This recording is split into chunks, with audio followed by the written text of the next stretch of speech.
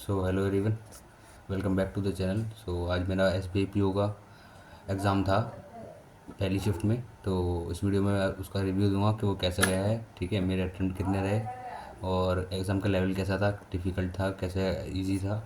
ठीक है, और बताएंगे कि आज के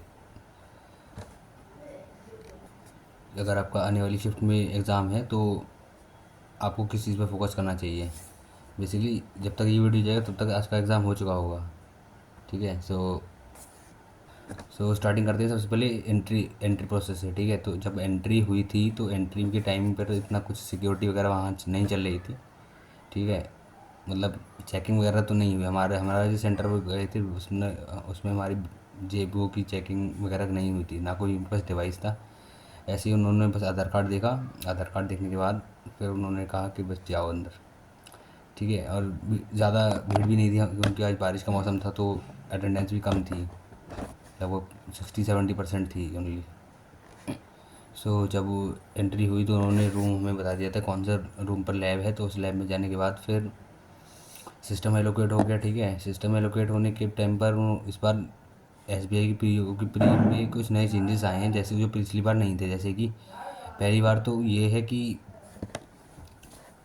जब आप सिस्टम पर जाओगे तो उसमें आपका फ़ोटो खींचा जाएगा, लगातार 3 बार फ़ोटो खींचा जाएगा, जिसमें से जो आपका बेस्ट फोटो होगा उसमें से तीनों में से एक सेलेक्ट करना होगा। ठीक है, एक तो एंट्री टाइम पर एक खींचा जाएगा, एक जब एग्ज़ाम कंप्लीट हो जाएगा तभी खींचा जाएगा, ताकि ये प्रूफ के लिए है कि एग्ज़ाम सिर्फ आप ही ने दिया, किसी और ने नहीं दिया है। ठीक है, तो जब एग्ज़ाम की बात करते हैं तो एग्ज़ाम जब स्टार्ट हुआ तो लगभग सबसे पहले तो इंग्लिश का सेक्शन खुला था। ठीक है, फिर इंग्लिश के बारे में अगर बताऊँ तो सबसे पहले जो क्वेश्चन आए थे, मिसलेनियस क्वेश्चन आए थे मेरे में। लाइक सबसे पहले खुला था एरर डिटेक्शन के लगातार 5 क्वेश्चन आए थे। उसके बाद कॉम्प्रीहेंशन के 10 क्वेश्चन थे, 10 नहीं 7-8 क्वेश्चन थे। उसके बाद फिर PQ और S के पैराजम्बल के 5-6 क्वेश्चन थे, और वर्ड स्वैप के 4 क्वेश्चन थे। और फिर जो है अपना रिप्लेस सेंटेंस वाला, जो इसमें सेंटेंस को रिप्लेस करना होता है, जो बेटर सेंटेंस होता है वो वाला लगाना होता है, उसके 4-5 क्वेश्चन थे। तो सबसे पहले मैंने मिसलेनियस वाले क्वेश्चन को ख़त्म किया। ठीक है, मिसलेनियस वाले क्वेश्चन का लेवल ज़्यादा ठीक ठीक था, मतलब इतना ज़्यादा टफ भी नहीं था और ज़्यादा आसान भी नहीं था, बीच के थे। फिर मिसलेनियस करने के बाद फिर मैं गया वर्ड स्वैप वगैरह पर, वो किए। और जब लगभग 8 मिनट बचे थे मेरे पास, तब मैंने जो है कॉम्प्रीहेंशन किया, जिसमें कॉम्प्रीहेंशन हमारा जो था वो ज़्यादा लंबा नहीं था, मॉडरेट था। और वो कॉम्प्रीहेंशन कौन से टॉपिक पर था, वो था वर्क लाइफ बैलेंस पे, कि जो है वर्क काफ़ी ज़्यादा हो जाता है तो लाइफ में टाइम कैसे नहीं, कम्यूट पर था। कि जो है आपको किसी जो भी बंदे जॉब करते हैं वो लोग अपनी जॉब में जाते वक्त जो उनका कम्यूटेशन में टाइम वेस्ट होता है, लाइक ट्रैवलिंग में, वो उस टाइम को कैसे कम किया जाए। एक साइंटिस्ट थे, उसने रिसर्च की थी इस पर कि जो है एक ऑर्गेनाइजेशन को अपने एम्प्लॉयज़ के लिए क्या करना चाहिए ताकि उनका टाइम सेव हो और वो टाइम उनकी जॉब में इन्वेस्ट हो। ठीक है, इसीलिए तो इस पर कॉम्पिटिशन था। और फिर ये जो PQ वाला पैसेज था वो था अपना, उस पर कुछ शायद साइंस से रिलेटेड टॉपिक था, उससे था, वो भी एग्जैक्ट मुझे याद नहीं आ रहा है। ठीक है, फिर इंग्लिश तो ज़्यादा मुझे सही मॉडरेट लगी, ना ज़्यादा टफ थी ना ही ज़्यादा इजी थी। और मैंने कितने अटैम्प्ट किए, मैंने लगभग किए थे 40 में से आई थिंक 32 अटैम्प्ट किए होंगे। ठीक है, ये तो इंग्लिश के बारे में था। अब मैं मैथ के बारे में बताता हूँ। तो मैथ का फिर उसके बाद खुला, मैथ में जो है सबसे शुरुआत में ही DI आ गई थी उसकी, टेबल थी उसमें। और वो टेबल थी, एक तो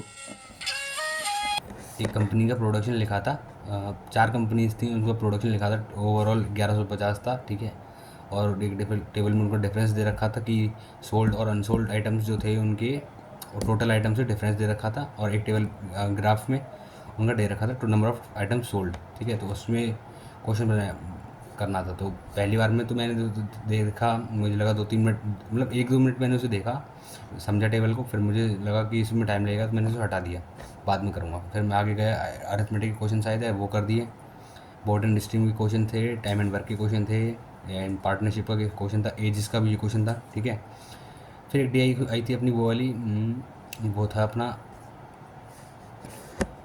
कुछ प्रोडक्ट्स थे 4 साल में बेचे गए थे, ठीक है, उन्हीं का डेटा दे रखा था, उसी को निकाल कर करना था। वो वाली मैंने कर दी, वो मुझे ठीक लगी, वो मैंने कर दी थी, ठीक है। उसके बाद फिर थोड़े से और अरिथमेटिक क्वेश्चन आए। फिर मैंने जो है पहले राउंड में तो वो क्वेश्चन कर दिए जो ईजी थे, आराम से बन गए, ठीक है। फिर दूसरा राउंड में जो पहली वाली डी आई जो मैंने छोड़ी थी 5 क्वेश्चन, वो कर दिए। लास्ट में एक केसलेट की डी आई छूट गई मेरी, ठीक है। केसलेट भी ज़्यादा ईजी मतलब टफ नहीं थी, ईजी थी। अगर थोड़ा सा टाइम और मिल जाता तो मैं वो कर सकता था, ठीक है। एंड फिर उसके बाद जो केसलेट के क्वेश्चन मेरे छूट गए, और एक थोड़े बहुत अरिथमेटिक क्वेश्चन छूट गए थे। बाकी फिर मैंने मैथ में लगभग 30 में से बोले तो 15 16 17 इतने शायद अटैम्प्ट किए होंगे, एग्जैक्ट मुझे अभी याद नहीं। मुझे ओवरऑल अटैम्प्ट याद है, मैंने जब सबमिट हो रहा था तब वो पूछ रहा था कि ओवरऑल लिख के आ रहे थे ना उसमें, तो वो मैंने देख लिया था कि टोटल कितने अटैम्प्ट है। फिर उसके बाद रीजनिंग आया, तो रीजनिंग में कुछ नहीं था। रीजनिंग में पजल थी, दबा के एकदम पजल ही पजल थी। 30 में से 27 क्वेश्चन पजल के थे मेरे, मिसलिनियस के नहीं 28 क्वेश्चन पजल के थे। मिसलिनियस में 2 क्वेश्चन थे, वो भी थे अपने जो अल्फ़ाबेट सीरीज़ के, लाइक एक वर्ड दे रखा है, उसके दूसरे चौथे 5 7वें और 8वें अल्फ़ाबेट को से कौन सा वर्ड बन सकता है, ठीक है। एक तो ये क्वेश्चन था, और एक क्वेश्चन था कि एक वर्ड दे रखा है, उसके अगर हम वॉवेल्स जो इवन नंबर्स वर्ड्स हैं उनको एक एक्स्ट्रा आगे बढ़ा दें, और जो बाकी वर्ड्स हैं उनको हम नॉर्मल वैसे ही रखें, तो फिर लेफ़्ट से जो दूसरा और राइट से जो दूसरा नंबर होगा, उन दोनों के बीच में असलियत में असली अल्फ़ाबेट सीरीज़ में कितने अल्फ़ाबेट होंगे, ये क्वेश्चन था, ठीक है। तो ये वाला तो ये दोनों मैं लास्ट में छोड़ दिया था, 1 1 मिनट लगा इन्हें करने में। और फिर जो है बाकी पज़ल टोटल 4 पज़ल आई थी, 4 यानी 20 क्वेश्चन, ठीक है। 4 में से मैंने 2 कर दी थी और 2 छूट गई थी भाई, ठीक है। सो जो मेरा रियल में रहता है घर पर मॉक का रिव्यू, जैसे मैं घर पर मॉक जितनी मॉक देता था उनमें मेरे नंबर आते थे 40 45 50। 50 तो बहुत कम, एक दो बार, एक भी बार नहीं गया हुआ, 55 गया था एक बार। बाकी 40 से 48 के बीच में रहता है मेरा स्कोर हमेशा। तो बट वो एग्ज़ाम जो दिया था आज, वो उससे आसान था मुझसे, जितने मॉक दिए थे उन सबसे आसान था, ठीक है। मुझे लग रहा है कि एग्ज़ाम मेरा अच्छा गया है। एंड अब बस टोटल मैं अगर अटैम्प्ट बताऊँ तो 75 मैंने अटैम्प्ट किए थे, जिसमें 70 तो क्वेश्चन अटैम्प्ट किए थे, 5 मार्क फॉर रिव्यू थे। उसमें से मार्क फॉर रिव्यू में से भी आई थिंक मैंने 2 3 ही करे होंगे, बाकी सब तो छोड़ दिए थे। तो ओवरऑल 70 72 अटैम्प्ट हैं, जिसमें से मेरे अगर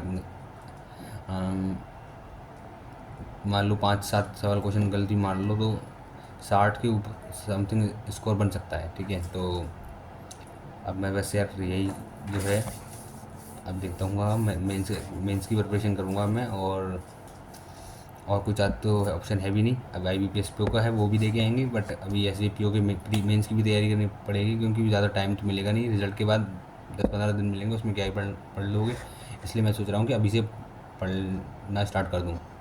जी के पढ़ना है, करंट अफेयर, जी के में भी करंट अफेयर पढ़ना है, बेसिकली ज़्यादा कुछ तो आता नहीं है, ठीक है। पिछले 6 महीने की करंट अफेयर पढ़ लूँ, बैंकिंग अवेयरनेस वाली, और पज़ल्स पढ़नी है, मेंस की पज़ल लगानी है पिछली प्रीवियस ईयर वाली, और क्लासेस लेनी है।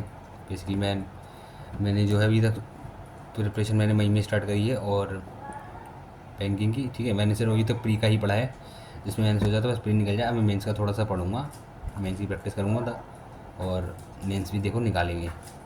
अब फिर जब हमारा एग्ज़ाम सबमिट हो गया था, तब भी उसके बाद भी आधे घंटे तक हमें बिठा रखा, पता नहीं क्यों, रीज़न वगैरह उन्होंने नहीं बताया। आधे घंटे तक हमें छोड़ा था, 1 बजे छोड़ा, ठीक है, एग्ज़ाम सेंटर से। उसके बाद फिर मैं बाहर निकले, थोड़ा खाया पिया, और फिर स्टेशन पहुंच के जाकर ट्रेन ली, और अभी 3:30 बजे घर पर आया हूँ मैं। बाकी आप लोगों का एग्ज़ाम कैसे गया वो मुझे कमेंट में बताना यार, ठीक है। आपने कितने अटैम्प्ट किए, और आपको क्या लग रहा है कि क्या कट ऑफ कितनी जा सकती है, और सेफ स्कोर क्या रह सकता है बेसिकली। नॉर्मलाइजेशन तो देखो होगा, 4 शिफ्ट में एग्ज़ाम हुआ है बेसिकली, मतलब 8 शिफ्ट में टोटल एग्ज़ाम हुआ है, 2 दिन में, एक दिन में 4 शिफ्ट थी, तो नॉर्मलाइजेशन होगा। एंड अगर आपने में से किसी का आज एग्ज़ाम हो तो आप बताना अपना रिव्यू कि आपको आपके हिसाब से कैसा था एग्ज़ाम। रीजनिंग के बारे में अगर मैं बताऊँ यहाँ, तो रीजनिंग में जो 2 पज़ल आई थी ना, एक तो पज़ल आई थी अपनी वो पोजीशन वाली थी, और एक आई थी बॉक्स वाली पज़ल। बॉक्स वाली पज़ल मैं लास्ट में कर रहा था, लास्ट में 2 मिनट रह गए थे, ठीक है। तो 2 मिनट, उन 2 मिनट में मैंने वो पज़ल बना ली थी, लगभग आधी बन गई थी। बट फिर जब वो आधी बन गई तब सबमिट हो गया, टाइम खत्म हो गया, वो वाली पजल छूट गई यार, वरना वो आसान थी।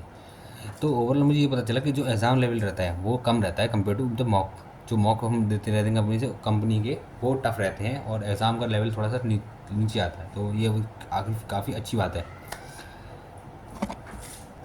सो आपको ये वीडियो कैसी लगी, आपको ये रिव्यू कैसा लगा, ठीक है, आप मुझे आप कमेंट में अपनी राय देना, और चैनल को सब्सक्राइब कर लेना अगर आप जो है बैंकिंग एग्ज़ाम्स की तैयारी करते हो। एंड वीडियो को अपने फ्रेंड्स के बीच में शेयर करना, जो भी लोग आज एग्ज़ाम दे के आए हैं, ठीक है। एंड टेलीग्राम ग्रुप जरूर से ज्वाइन हो जाना, डिस्क्रिप्शन में उसका लिंक दे रखा है मैंने। बाकी आप मुझे सजेशन देना ज़रा कि मेंस की जी कहाँ से पढ़ना बेस्ट रहेगा, क्योंकि मेरा पहला बार ये एग्ज़ाम है मेरा, ठीक है। तो आप में से अगर किसी को अच्छे सोर्स पता हो तो मुझे बता देना भाई, ठीक है। मिलते हैं नेक्स्ट वीडियो में।